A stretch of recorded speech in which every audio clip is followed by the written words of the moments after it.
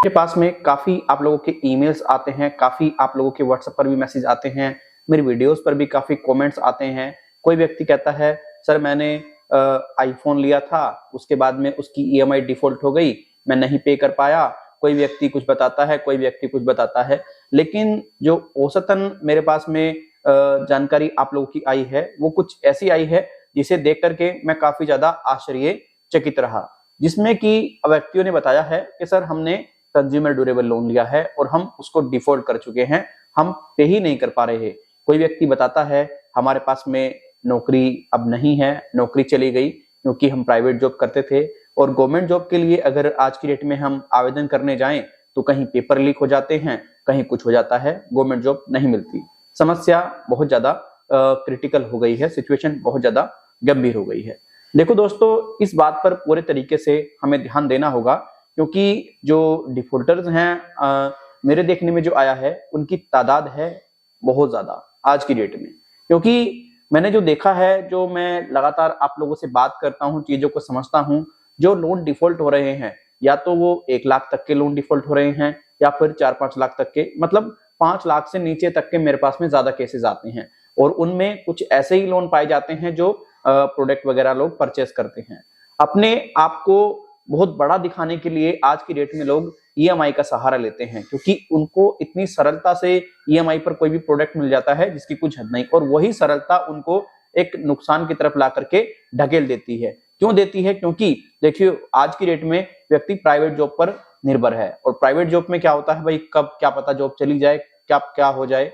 Business की भी अगर बात करें तो कोई भरोसा नहीं है, बिजनेस कब डाउन हो जाए कोई भरोसा नहीं है। लेकिन व्यक्ति को बस अच्छा दिखाना है, मोबाइल अच्छा खरीदना है, महंगा मोबाइल चाहिए, सब कुछ महंगा चाहिए, लेकिन व्यक्ति ये नहीं देखता कि मेरी जेब पर कितना ज्यादा लोड पड़ रहा है। अगर हम आज से पहले जाएं थोड़ा, अपने जो हमारे दादा हैं या फिर उनसे भी बड़े उम्र के जो लोग हैं, वो पूरे तरीके से हमें यही सलाह देते हैं कि भैया जितनी चादर हो ना उतने पैर फैलाने चाहिए, उससे ऊपर बिल्कुल नहीं जाना चाहिए। लेकिन आजकल कहाँ ऐसा हो रहा है? आजकल तो पूरे तरीके से लोग उनकी इनकम तो भैया 10% है और वो भैया क्या कर रहे हैं, खर्चा 20% कर रहे हैं, तो कहाँ से गुजारे होंगे? दिक्कत तो बहुत ज्यादा है।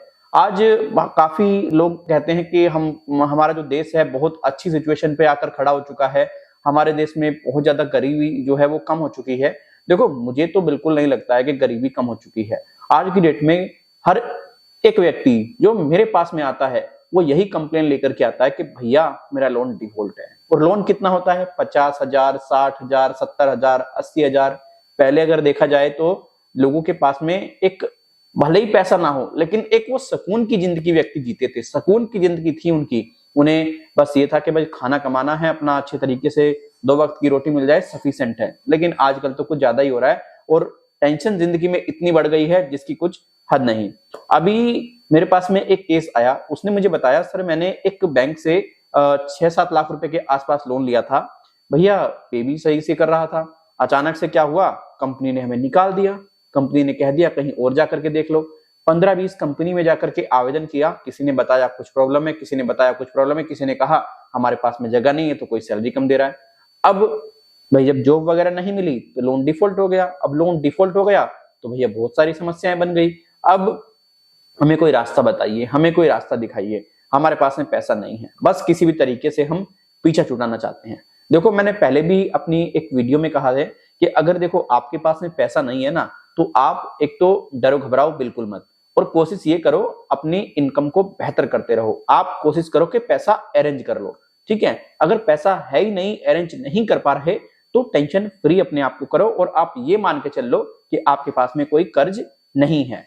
देखो अगर व्यक्ति किसी प्रकार का कोई सिक्योर्ड लोन ले लेता है उसमें तो चलो एक तरीके की व्यक्ति के ऊपर टेंशन आ जाती है कि भाई अगर हमने लोन नहीं चुकाया तो ये जो सारी चीजें हैं हमसे बैंक ले लेगा, हमसे पूरे तरीके से सारी चीजें लेकर के बैंक, मतलब हमें कुछ नहीं मिलने वाला फिर यहाँ से। तो ज्यादातर आप लोग जो मेरे पास में कॉल्स करते हैं, जो मेरे को इश्यूज बताते हैं, वो अनसिक्योर्ड लोन को लेकर के ही बताते हैं। अब अनसिक्योर्ड लोन में क्या होता है, बैंक किसी प्रकार की कोई गारंटी वारंटी तो आप लोगों से लेता नहीं है। अनसिक्योर्ड लोन आपको ऐसे इशू कर दिया आपके सिविल के आधार पर, और सिविल के आधार पर जब लोन उन्होंने इशू कर दिया, उन्होंने इंटरेस्ट रेट भी आपसे ज्यादा ले लिया, तो उसमें क्या होता है अगर व्यक्ति डिफॉल्ट भी कर दे तो बैंक चाहकर भी उसका कुछ नहीं कर पाएगा। क्यों नहीं कर पाएगा? क्योंकि व्यक्ति के पास में रुपया नहीं है, पैसा नहीं है, बहुत ज्यादा व्यक्ति टेंशन में है और बहुत सारी समस्याएं हैं। अगर वो लीगली रूप से बैंक लड़ने जाएगा तो लीगली रूप से भी उसको घंटा हाथ नहीं लगेगा। अब देखो 9 मार्च 2024 में लोक अदालत है। लोक अदालत में क्या होता है? लोक अदालत में भाई जो पेंडिंग केसेस पड़े हैं, जो बहुत पुराने केसेस पड़े हैं, अब बैंक को लग रहा है कि भाई इनसे किसी भी तरीके से बस समझौता हो जाए, कुछ पैसा हमारा निकल जाए, तो बैंक ऐसे केसेस को लेकर के जाता है लोक अदालत में। और जब ये केसेस लोक अदालत में जाते हैं तो बैंक व्यक्तियों को अच्छे खासे ऑफर दे देता है। अब अच्छे खासे ऑफर बैंक क्यों दे देता है? क्योंकि बैंक समझता है कि भाई हमारा जो पैसा है, हमने इंटरेस्ट व्यक्ति पर बहुत ज्यादा लगा रखा है, हमने पूरे तरीके से पेनल्टी बहुत ज्यादा लगा रखी है। अगर जो पैसा है हमारा वो इंटरेस्ट पेनल्टी लगा हटाने के बाद में वापस आ रहा है तो बहुत अच्छी बात है, कोई दिक्कत नहीं है। पैसा कम से कम जितना हमारा दिया गया था उतना तो वापस मिल ही रहा है, क्योंकि व्यक्ति से हम प्रोसेसिंग फी ले चुके हैं और भी बहुत सारी चीजें ले चुके हैं। बस पैसा हमारा जितना हमारा गया है वो तो कम से कम वापस आए। लेकिन पूरे तरीके से लोक अदालत में उन्हीं व्यक्तियों को जाने में फायदा है जो पूरे तरीके से सेटलमेंट करना चाहते हैं, जो पूरी तरीके से चाहते हैं कि उनका जो लोन है वो पूरे तरीके से क्लोज हो जाए और उनको मतलब पीछा छुटाना जो भारी पड़ जाता है और वो पीछा आसानी से छुटाना चाहते हैं, वही जाना चाहते हैं। अब देखो बैंक का ये जो क्लोजिंग ईयर चल रहा है तो इसमें क्या होगा, मार्च की एंडिंग चल रही है तो यहाँ पर आपको अच्छे खासे ऑफर मिल जाएंगे। अगर आप चाहते हैं कि भाई आप पूरे तरीके से अपने लोन को सेटल करें तो आप 9 मार्च को जो लोक अदालत लग रही है उसको कभी भी मिस ना करें। उसको आप आसानी से जाकर के मतलब अपना केस वहां पर दर्ज करा करके प्रॉपर तरीके से सॉल्यूशन ले लें तो ज्यादा बेटर आपके लिए होगा। क्योंकि उसके बाद भी ऐसी बात नहीं है लोक अदालत लगेंगी, लेकिन ये जो मंथ है मार्च का, ये एंडिंग मंथ होता है तो यहाँ पर आपको काफी अच्छी खासी मतलब वो मिल जाती है बेनिफिट। ये मैं आपको बताना चाहूंगा। देखो आपको एक बात समझनी है, यहाँ पर अगर आपने लोन ले लिया है 2 लाख रुपए का तो यहाँ पर 2 लाख रुपए के लोन के हो सकता है आपको 50,000 रुपए ही पे करने पड़े, हो सकता है आपको 20,000 ही पे करने पड़े, हो सकता है आपको 25,000 ही पे करने पड़े।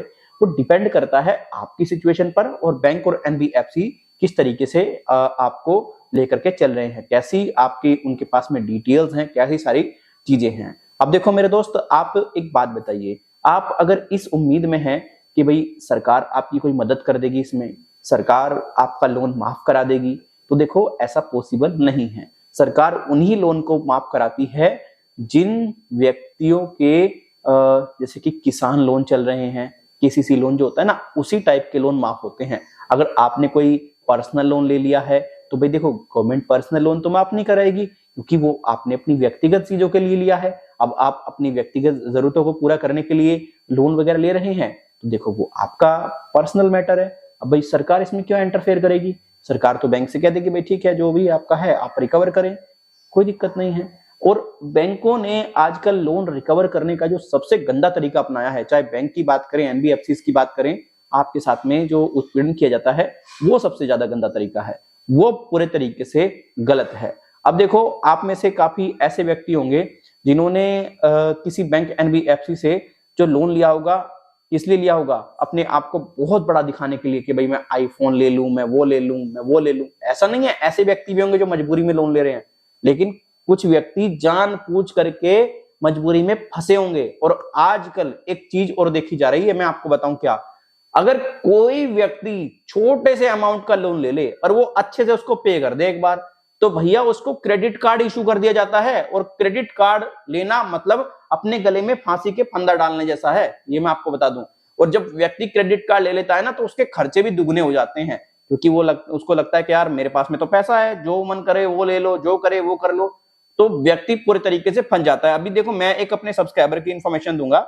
ये मेरे सब्सक्राइबर हैं अजय कुमार। अजय ने एक मोबाइल फोन खरीदा था सैमसंग फाइनेंस से, ठीक है। अब अजय ने सैमसंग फाइनेंस को कंटिन्यू पेमेंट करी, 12 ईएमआई थी उनकी। अब 12 ईएमआई वो कंटिन्यू पे करते चले गए। जब उन्होंने 12 ईएमआई पे कर दी, कोई दिक्कत नहीं है, उसके बाद में सैमसंग ने उनको लोन ऑफर कर दिया, भाई आप लोन ले लो। और पता है इंटरेस्ट रेट कितना लिया जा रहा है व्यक्ति से? 35% इंटरेस्ट रेट पर एनम, बहुत ज्यादा होता है 35%। व्यक्ति ने ले लिया, वो भी चलो व्यक्ति ने पे कर दिया। बाद में उनको क्रेडिट कार्ड कंपनीज जो है, वो बैंक जो है कॉल करते हैं कि आपको हम एकदम फ्री डॉक्यूमेंट्स के क्रेडिट कार्ड दे देंगे, आपको कोई इनकम प्रूफ नहीं देना, आपको कोई सैलरी स्लिप नहीं देनी, हमने आपको क्रेडिट कार्ड इशू कर देना है। फिर उन व्यक्ति को क्रेडिट कार्ड इशू कर दिया एक्सेस ने। अब जो क्रेडिट कार्ड इशू कर दिया, व्यक्ति भैया कभी कुछ मोबाइल फोन खरीद रहा है, कभी कुछ खरीद रहा है, उसको पता है मेरी जॉब ठीक चल रही है, मैं पेमेंट कर दूंगा। अचानक से व्यक्ति की जॉब चली गई, क्रेडिट कार्ड का 3 से 4 लाख रुपया पे नहीं किया, क्रेडिट कार्ड वालों ने इंटरेस्ट वगैरह लगा करके पैसा बना दिया 9,70,000 रुपए। अब वो 9,70,000 रुपए क्रेडिट कार्ड कंपनी उससे कंटिन्यू मांग रही है। बताओ, कंटिन्यू मांग रही है। फालतू में पड़ा ना व्यक्ति लफड़े में, फालतू में झमेले में पड़ गया ना। तो मैं तो ये करता हूं कि अगर आप किसी बैंक या एनबीएफसी से किसी प्रकार का कोई लोन लेने का सोच रहे हैं, तो भैया आप हाथ जोड़ लो, वो आपके लिए बेहतर है। क्योंकि आज की डेट में व्यक्ति को इन फिनटेक कंपनियों के द्वारा बहुत गंदे तरीके से फंसाया जा रहा है, बहुत गंदे तरीके से, जो भी ये छोटे छोटे लोन दे रही हैं।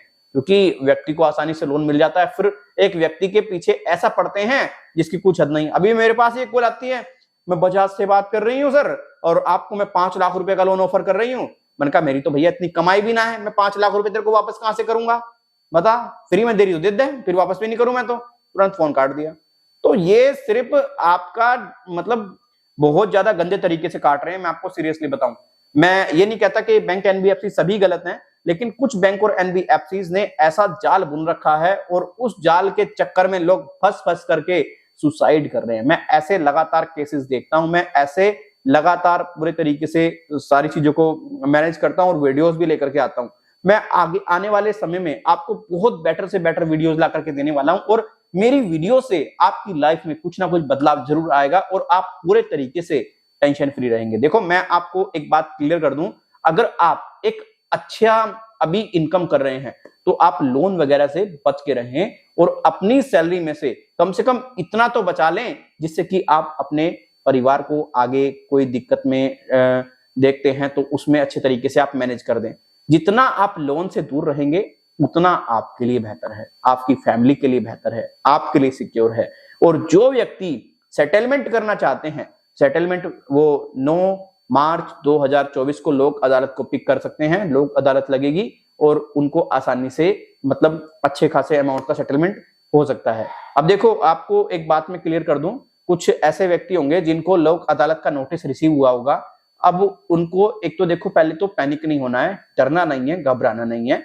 लोक अदालत का अगर आपको कोई नोटिस आता है तो उससे क्या होता है, उससे सिर्फ क्लियर ये होता है कि लोक अदालत में जाकर के आप अपने मामले को दर्ज करा सकते हैं, बता सकते हैं कि आपकी क्या प्रॉब्लम है, आप किस वजह से जो पैसा है बैंक को या एनबीएफसी को नहीं दे पा रहे हैं। और अगर आप सेटलमेंट करना चाहते हैं तो वो भी आपके पास में ऑप्शन होता है। लेकिन ध्यान एक बात का आप रखें, सेटलमेंट करना अपनी फाइनेंशियल डेथ करना है, राइट। अगर आपका सेटलमेंट हो गया तो आपकी फाइनेंशियल डेथ हो गई, तरीके से आपका सेटलमेंट हो गया तो समझ लो बस भैया आपको नुकसान ही नुकसान है, कोई बेनिफिट आपको नहीं है। तो इसीलिए मैं आपको यह कहना चाहूंगा कि भाई अगर आप लोन चुकाना ही नहीं चाहते, आप समझ चुके हैं कि भाई आप चुका ही नहीं पाएंगे, तो देखो आप सेटलमेंट कर लो। और अगर आपको लगता है कि आप पैसा वगैरह अरेंज करके पूरे तरीके से पे कर देंगे पूरा अमाउंट, तो भैया आप पूरे तरीके से पे कर दो, कोई दिक्कत नहीं है। लेकिन ध्यान रखना, फर्जी सेटलमेंट से आप बच के रहना, फर्जी रिकवरी एजेंट से आप बच के रहना।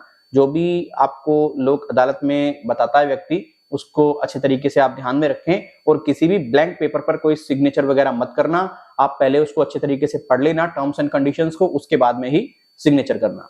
तो देखो, अगर ये वीडियो आपको अच्छा लगा है, आप उस वीडियो को लाइक करके जा सकते हैं।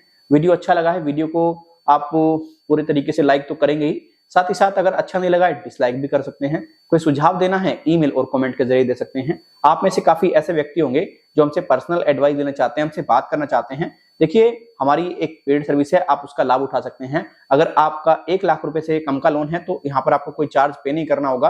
अगर आपका 1 लाख रुपए से 1 रुपए भी ऊपर है तो यहाँ पर आपको चार्ज पे करना पड़ेगा। उसमें हम आपको गाइड कर देंगे अच्छे तरीके से। आपको हम बताना चाहेंगे इसके लिए आपको क्या करना पड़ेगा। ये व्हाट्सएप नंबर हमारा नजर आ रहा होगा, इस पे आपको अपनी डिटेल्स प्रोवाइड करानी होंगी, जैसे आपका नाम, आपका मोबाइल नंबर और आपका लोन सैंक्शन लेटर। उसमें आप अपना एड्रेस जो है चाहते हैं प्राइवेसी के लिए तो हाइड कर सकते हैं। तो चलिए फिर मिलेंगे किसी और वीडियो में। अपना ख्याल रखें, अपनों का ख्याल रखें। Thank you.